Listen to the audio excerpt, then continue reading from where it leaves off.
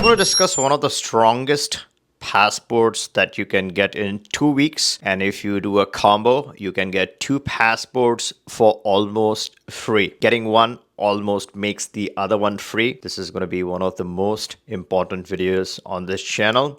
And this is no clickbait. I'm going to prove how effectively you will have two passports, a nationality, and one of the strongest passports. And it negates each other. So it's going to be free of cost to you. But before we get started, very important, if you haven't subscribed to this channel, then make sure to turn on the bell notification and subscribe, because here we discuss legal hacks, tips, tricks, and combinations to get you those residencies with the least amount of time and at the lowest possible cost. My emphasis is always on almost free options, so you can save more, get more options. All right, let's deep dive into this. Assuming in most cases your country allows a dual citizenship, that's where you're getting an alternate identity. A lot of people think that the nationality and the visa-free access have to be linked together. No, they don't have to be linked together. You're going to make your life a lot easier if you decouple the two, right? And this is assuming this is a second identity or secondary identity. So you want to protect your Plan A or your home country passport. So that is out of the question. Here we are talking about your Plan B identity.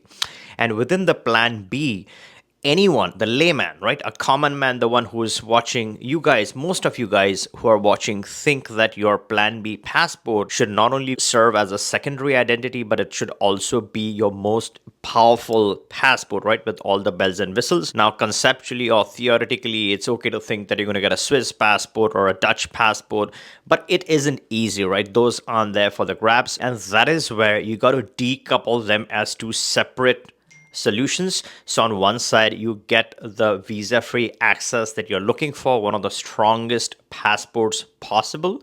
On the other side, you're getting this secondary nationality. The secondary nationality could have a weak access, but your powerful passport, the secondary powerful passport, has all the bells and whistles. And in this video, I'm going to discuss a actual nationality that you can outright get for an average of $19,000 per person. This is going to be a weak passport, okay?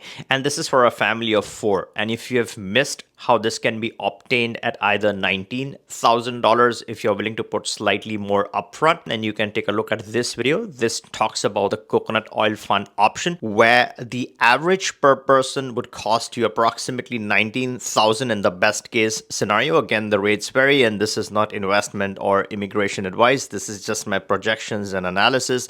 The full analysis is in that video. But let's say you want to put less upfront, right?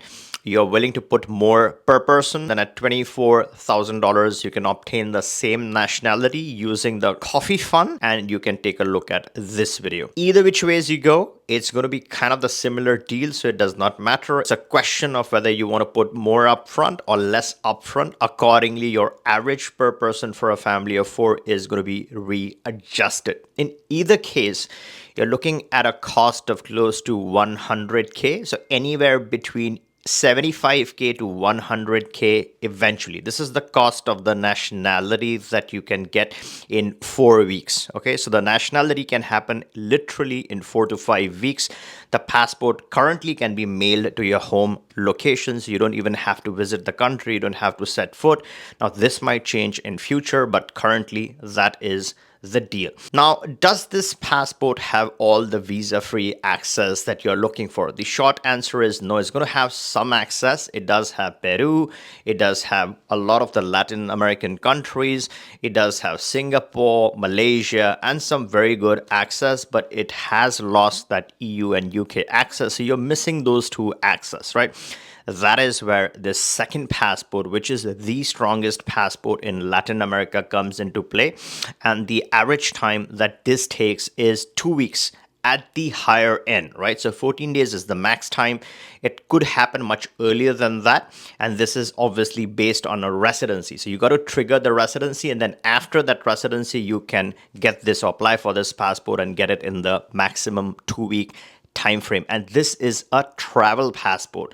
Now, the nationality inside the passport would be your secondary nationality. So let's say you're pairing this with the Vanuatu passport.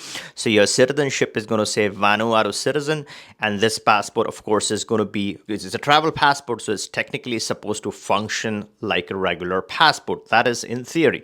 In practice, it should. However, a lot of people ask this question: what if you go to Europe? What if you go to UK? Are they going to let me in? The best way to confirm that is to email the embassy of the country that you're traveling to. Once they give you an okay, you always have a printout. You can present it to the border guard. So in case the border guard has a confusion regarding your nationality difference, you can show them the proof. So you should be fine. Either which ways, there's a good chance that you would be accepted in all of Latin America. So you have that covered. Now, the big question is, how do you get this whole thing for free? Now, before we get to the free component of this, how much does the travel passport cost, you might ask? It actually does not cost you. It pays you $850 a month effectively. So this is through a fixed deposit at the bank. Now, once you open up the fixed deposit, all you're looking for is FD, fixed deposit interest, and that interest should be at least $850 a month. Now, if you average $850 for 12 and for the next 5 years or the next renewal, you're looking at anywhere from $51,000 to $100K. Right. So remember when I said the average for the Vanuatu passport would cost you 87 to 100K for the family of four. Now, this one is going to earn you back the 80 to 100K over that course of time, right? So we're talking about time here. You're getting the benefit upfront. It's paying for itself over a period of time. And eventually, you're going to get that 100K earned from the Panama option. That way, you have two passports. One is the nationality-based passport, and second is a travel passport. Travel passport adds all the bells and whistles to this nationality-based passport. The nationality-based passport works as a secondary identity, your dual citizenship combination with your primary nationality.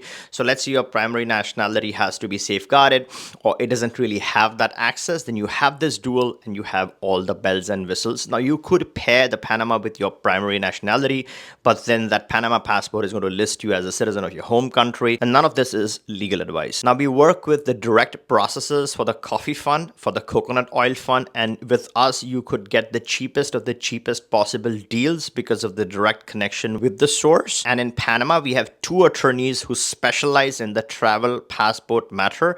Not all attorneys are even aware that this option exists. This is again based on finding the right people who do this.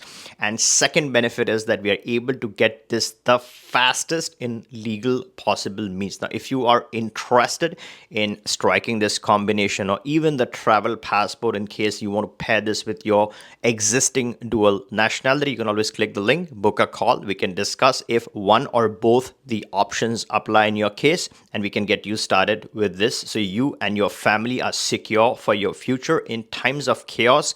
These are some of the best options that you can trigger if you're in a hurry. Otherwise, you have all the regular residency options, including the one-day process, the card process in Mexico. If you're interested in that, it's a no-brainer. It's a straightforward application. You can get started if you qualify. It's important to plant the seeds. It's important to start the clock to your nationality. So you have all these interim solutions, but eventually you have the best of the best solutions planned out, mapped out. If you like this video, give me a thumbs up and catch you in the next one.